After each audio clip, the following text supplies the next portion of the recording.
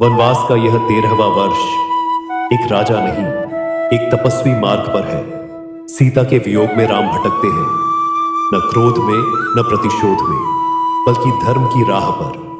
किष्किंधा के पर्वतों में एक नई कथा जन्म लेती है, मित्रता की, विश्वास की और न्याय के लिए युद्ध की। यह है किष्किंधा कांड, जहां हनुमान मिलेंगे, बाली का पतन होगा और रावण की लंका की ओर पहला कदम उठेगा।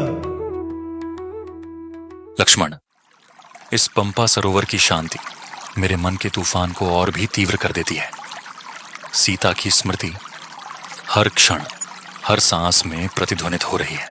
भैया, जनक नंदिनी माता की खोज में हम जितने वनों से गुजरे हैं, उतने ही वियोग के क्षण भी सह चुके हैं। परंतु अब मुझे प्रतीत होता है कि विधाता हमें किसी दिशा में ले जा रहा है। लक्ष्मण के शब्दों के बीच ही पत्तों की हल्की सरसराहट सुनाई देती है। दोनों भ्राता सजग होते हैं। वृक्षों के बीच से एक तेजस्वी ब्राह्मण प्रकट होते हैं, जिनकी आंखों में जिज्ञासा और मुख पर दिव्यता है। हे पुण्यात्मा पुरुषों, आप दोनों तपस्वी प्रतीत होते हैं, किंतु मुखमंडल पर राज्य सत्ता की प्रभा स्पष्ट दृष्टिगोचर होती है। यदि आपकी आज्ञा हो तो पूछूं, आप कौन हैं? हम कौशल देश के वासी हैं। मैं राम, अयोध्या के राजा दशरथ का पुत्र हूं, और यह मेरे अनुज लक्ष्मण है। मेरी भार्या सीता रावण नामक राक्षस द्वारा अपहृत कर ली गई है, और हम उसकी खोज में वन वन भटक रहे हैं। प्रभु, आपके चरणों में वंदन है। मैं किष्किंधा के वानर राज सुग्रीव का सेवक हनुमान हूं। मेरे स्वामी भी शत्रु द्वारा पीड़ित हैं। कृपया चलें, वह आपकी प्रतीक्षा कर रहे हैं। हनुमान की विनम्रता में उत्साह की झलक थी। श्री राम की सहमति मिलते ही वह तुरंत उन्हें लेकर ऋष्यमुख पर्वत की ओर बढ़ चले, जहां चिंता में डूबा सुग्रीव उनकी प्रतीक्षा कर रहा था। स्वामी, आपके समक्ष प्रस्तुत हैं श्री राम, अयोध्या के रघुवंशी, जिनके दर्शन मात्र से समस्त अधर्म भयभीत हो जाता है। प्रभु, आपसे मिलना मेरे जीवन का सबसे बड़ा सौभाग्य है। मैं भी पीड़ा का पथिक हूं। मेरे भ्राता बाली ने मुझे राज्य से निष्कासित कर दिया और मेरी धर्मपत्नी को भी बलपूर्वक अपने अधिकार में ले लिया। प्रभु, एक समय बाली एक राक्षस के पीछे गया, जो एक गुफा में जा छिपा। उसने कहा, प्रतीक्षा करना, और मैं बाहर रुका रहा। समय बीतता गया, फिर रक्त बहा। मैंने समझा बाली मारा गया। भय और दुख से मैंने गुफा बंद कर दी और लौट आया। पर बाली जीवित लौट आया और मुझे विश्वासघाती समझ मेरे प्राण लेना चाहता था। मेरी पत्नी उसे भी छीन लिया। सुग्रीव की व्यथा सुनते ही राम की आंखों में क्षोभ और करुणा की लहर दौड़ जाती है। उनका मन जैसे उसी क्षण निर्णय ले लेता है। अन्याय का अंत अब आवश्यक है। यह अन्याय है। धर्म के नाम पर यह पाप मैं सहन नहीं करूंगा। मैं वचन देता हूं, तुम्हारे शत्रु को उसके कर्मों का उचित दंड मिलेगा। हे वानर श्रेष्ठ, तुम्हारा दुख मेरे हृदय को स्पर्श करता है। तुम मेरे सखा बनो और मैं तुम्हारा संबल। आओ, हम अग्नि को साक्षी मान मित्रता का पवित्र संकल्प लें। राम के वचनों से सुग्रीव के मन में विश्वास का संचार होता है। वह आगे बढ़ते हैं और निकट ही प्रज्वलित अग्नि के समक्ष दोनों खड़े हो जाते हैं। वनों के बीच उस शांत क्षण में एक दिव्य मित्रता का जन्म होता है। हम अपने सुख दुख, जीवन मरण और धर्म अधर्म में एक दूसरे के अनन्य साथी रहेंगे। मित्रता की उस पवित्र शपथ के बाद वातावरण कुछ क्षणों के लिए शांत हो गया। फिर जैसे सुग्रीव के हृदय का बोझ स्वयं को व्यक्त करने को व्याकुल हो उठा। उसकी आंखों में बीते समय की पीड़ा उमड़ पड़ी। राम की वाणी में धधकते हुए धर्म का तेज था। उनका संकल्प अब केवल एक विचार नहीं, बल्कि आने वाले युद्ध की पूर्व घोषणा बन चुका था। सुग्रीव, बाली को युद्ध के लिए ललकारो। मैं एकांत में रहकर उसकी अधार्मिकता का अंत करूंगा। राम के दृढ़ शब्दों ने सुग्रीव को आशा दी, पर साथ ही एक संशय भी जागा। क्या राम सही समय पर पहचान पाएंगे? प्रभु, मेरे और बाली के रूप में कोई विशेष भेद नहीं, आप कैसे पहचानेंगे? मैं तुम्हारे गले में एक पुष्पमाला बांध दूंगा, मेरी दृष्टि अब भ्रम नहीं करेगी। राम ने दृढ़ निश्चय से कहा, मैं तुम्हारे गले में एक पुष्पमाला बांध दूंगा, मेरी दृष्टि अब भ्रम नहीं करेगी। और इस शब्दों के साथ ही उन्होंने सुग्रीव को आश्वस्त किया कि अब कोई भ्रम नहीं रहेगा।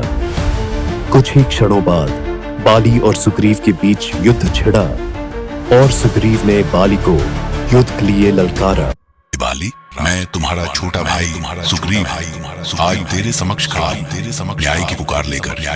तेरी सत्ता ने मुझे अपमानित किया, मेरे अधिकार छीने और मेरी पत्नी को बंधन में रखा।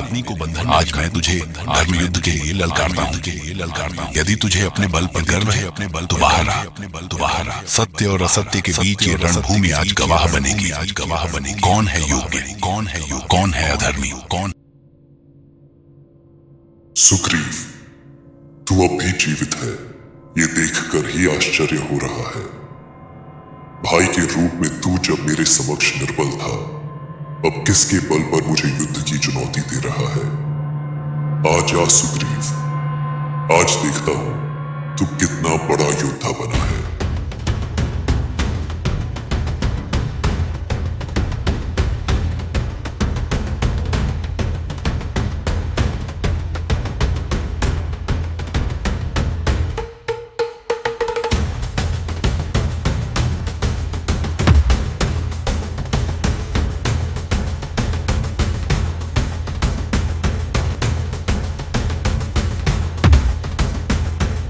कुछ समय तक युद्ध ऐसे ही चलता रहा।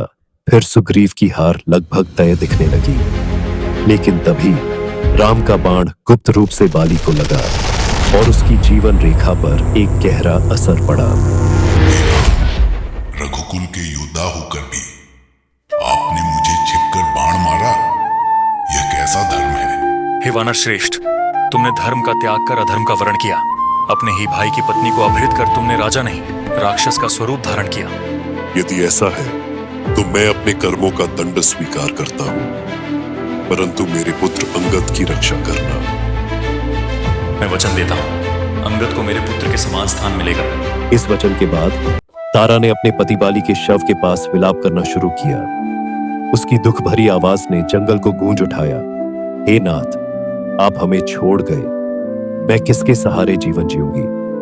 यह शब्द उसकी अपार पीड़ा और एकांत के भय को प्रकट कर रहे थे। राम ने उसे सांत्वना दी, एक पिता की तरह, और तारा को विश्वास दिलाया कि वह अकेली नहीं होगी। देवी तारा, आपके पति का दंड विधि के अनुसार था, परंतु आपका सम्मान अब मेरी शपथ है। अंगद राज्य का उत्तराधिकारी होगा और मैं उसका रक्षक। इस बीच सुग्रीव का राजतिलक हो रहा था। वानरों के बीच उल्लास था और पुष्प वर्षा हो रही थी, लेकिन राम वन में अकेले सोच में डूबे हुए थे। सुग्रीव ने राज्य तो पाया, परंतु सीता की खोज अभी भी प्रारंभ नहीं हुई। समय व्यर्थ हो रहा है, यह विचार राम के मन में उभर रहे थे। सुग्रीव ने राज्य तो पाया, परंतु सीता की खोज अभी भी प्रारंभ नहीं हुई। समय व्यर्थ हो रहा है। भैया, यदि सुग्रीव वचन भ्रष्ट हुआ है तो अब मुझे उसके दरबार में जाना ही होगा।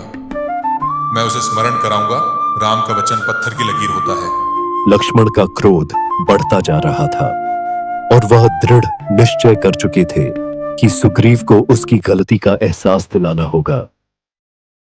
अपने आक्रोश के साथ वह महल की ओर बढ़े, राम के वचन को याद दिलाने के लिए तैयार थे। सुग्रीव, क्या राज्य मिलते ही तुम वचन भूल गए? क्या राम की पीड़ा तुम भूल गए? हे सौमित्र, कृपया धैर्य रखें। स्वामी, सुग्रीव की भूल मात्र आलस्य। हे लक्ष्मण, मैं अपराधी हूं, कृपया प्रभु राम से क्षमा की याचना करें। सीता माता की खोज अब मेरी पहली और अंतिम प्राथमिकता होगी। सुग्रीव ने आत्मस्वीकार करते हुए लक्ष्मण से क्षमा की याचना की और सीता की खोज को अपनी प्राथमिकता बताया। इसके बाद उसने तुरंत सेना के गठन का आदेश दिया। हनुमान, अंगद, जामवंत, तुम्हें दक्षिण दिशा में जाना है, रावण की लंका की ओर।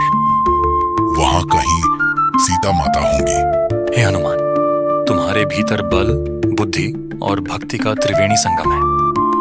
मेरी आशा अब तुम ही हो। प्रभु राम की सेवा ही मेरा जीवन है।